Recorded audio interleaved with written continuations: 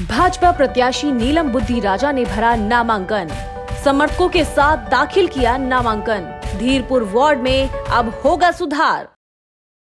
नमस्कार, आप देख रहे हैं एक्शन डे टीवी और मैं हूं आपके साथ शिवानी मोरवाल। जैसे कि आप सभी को पता है कि दिल्ली में आने वाली 4 तारीख को चुनाव है और इसी को लेकर आज नामांकन प्रक्रिया का आखिरी दिन था। इस वक्त हमारे साथ धीरपुर वार्ड से भाजपा के निगम प्रत्याशी नीलम बुद्धि राजा जी मौजूद है। नामांकन भर के आई, इनसे बात करते हैं। मैम, पहले तो बहुत बहुत शुभकामनाएं, आज नामांकन भर के आए हो। सबसे पहला मेरा यही सवाल है कि तीसरी बार आप निगम के चुनावी रण में उतरने वाले हो, क्या मुद्दे को लेकर इस बार उतरने वाले हो? मेरा मुद्दा यही है कि जिस तरह से आदर्श नगर वार्ड से मैंने 2 बार चुनाव लड़ा, तो काफ़ी सारी चीज़ें थी जो कि पहले नहीं वहाँ पर हो रही थी। वो मैंने बहुत सारे काम करवाए, जैसे जिम बनवाया था वहाँ पर मिलिस पार्क में, आज़ादपुर में मदर डेयरी बनवाई थी। उसी तरह जैसे धीरपुर वार्ड है, जितने भी अपने एरिया में आ रहे हैं उसमें जितने भी मतलब सोचे हमने काम करवाने के लिए, मतलब काफ़ी सारी चीज़ें हैं। मैं पूरा राउंड लेकर आई हूँ। काफ़ी सारी चीज़ें कि नए नए मुद्दे वहाँ से निकल कर आ रहे हैं। तो जो भी पब्लिक की डिमांड रहेगी कि उनको लगेगा कि ये चीज़ यहाँ पर ज़रूरत है, तो उसको सबसे पहले कराने का मैं प्रयास करूँगी।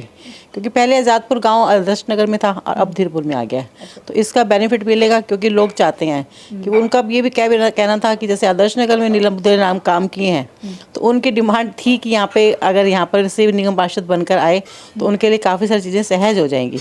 तो मेरा प्रयास रहेगा कि जितने कार्यकर्ता हमारे साथ मिलजुल कर काम कर रहे हैं उनके सबके काम हो, उनका सबका सम्मान हो। और बहुत सारी चीज़ें हैं। जैसे मैं एक बात कहना चाहूँगी कि जैसे पॉल्यूशन इतना हो रहा है, केजरीवाल हर बात में कहता है कि कूड़े के पहाड़ है, उसके पीछे पड़ा हुआ है। जिस चीज़ को ठीक करना है, जमुना जी का पानी इतना गंदा आ रहा है, उसने कहा था कि जमुना जी में डुबकी लगाकर दिखाऊंगा। तो आज उससे इंसान पूछे क्या जमुना जी में डुबकी लगा सकते हो? इतना गंदा पानी है वहाँ पर, गंदा पानी साफ़ नहीं आ रहा है। लोग इतने मजबूर हो रहे हैं कि गंदा पानी कैसे पिएं। तो इस चीज़ की चीज़ें हैं, बहुत सारे मुद्दे हैं उसके खिलाफ। भ्रष्टाचार के बारे में बोलता रहता है। कहाँ भ्रष्टाचार? जब आप निगम को पैसे ही नहीं दोगे तो निगम कहाँ से काम करेगी? ना तो उसने 5 साल में उनको निगम को काम करने दिया। आज वो कहता है कि निगम में भ्रष्टाचार है। निगम में भ्रष्टाचार नहीं है, भ्रष्टाचार उसके सारे मंत्री हैं, सब भ्रष्टाचार में डूबे पड़े हैं। उससे पूछो। एक इंसान ये कहता है कि मैं ये करता हूँ, मैं वो कर दूंगा, लेकिन एक बात ये बताओ, जब शराब के ठेके इसने खुलवाए तब क्या हुआ? क्या आम जनता को इसने परेशान नहीं किया? लोगों के घरों में बीवियों को आकर मारना, शराब पीकर घरों में घुसना कोई अच्छी बात थोड़ी थी। तो वो इसमें भारतीय जनता पार्टी ने इतना प्रयास किया कि सारे शराब के ठेके बंद करवाए। तो एक भारतीय जनता पार्टी ऐसे कि जिस पर विश्वास कर सकते हो, जो भी काम करेगी वो कह के करेगी। हम जो कहते हैं, वादे करते हैं, हम पूरे करते हैं।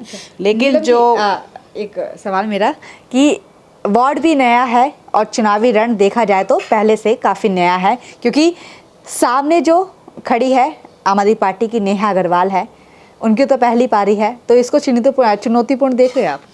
नहीं, मुझे नहीं लगता कि सामने वाले कैंडिडेट क्या है क्या नहीं। वो घर से निकली है, वो बाहर जाएगी, क्या करेगी। मेरा मकसद ये है कि मैं पार्टी के लिए एक सेवक बनकर काम जैसे पहले किया था वैसे ही करना चाहूँगी। मुझे कोई फ़र्क नहीं पड़ता कि मेरा वार्ड पहले क्या था और अब क्या है। जिस इंसान ने काम करना उससे कोई फ़र्क नहीं पड़ता। चुनौतियाँ होती हैं, वो पूरा करने में पूरा सक्षम है और करेंगे पूरा। जो आम आदमी पार्टी के मुद्दे हैं वो जो अभी तक है वो यही है कि कूड़े के पहाड़ को हटा दिया जाएगा, पर जनता पूछती है कि इस कूड़े के पहाड़ को हटाने के बाद इसको रखेंगे का? आपका भी कुछ ऐसे सवाल है उनसे? हाँ बिल्कुल, वो ही कहना तो बार बार तो कह तो रहे हैं कि कूड़े के पहाड़ हटा देंगे, लेकिन हटाकर क्या करें, कैसे घटाएंगे? सोल्यूशन भी तो बताएं ना उसका। सिर्फ कहने से ही वो आदत है कि झूठ बोलना है, वो हमेशा से बोलते आए हैं। झूठ बोल के उन लोगों को बेवकूफ़ बनाया है। लेकिन अब जनता जाग चुकी है, अब वो झूठ को बर्दाश्त नहीं करेगी और ना ही इसको वोट देगी।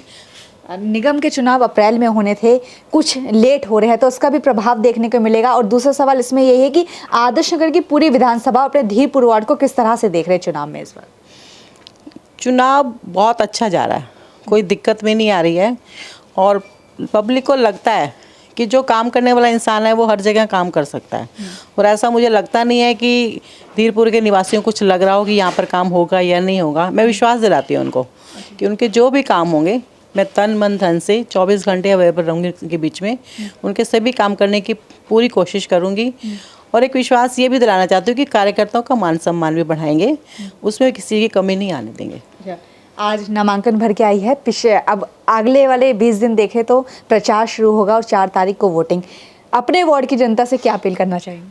मैं यही कहना चाहूँगी कि जिस तरह से मैंने आदर्श नगर में काम किया, ऐसे ही धीरपुर मंडल में सभी के लिए काम करूँगी और तन मन धन से 24 घंटे उनके बीच में रहूँगी।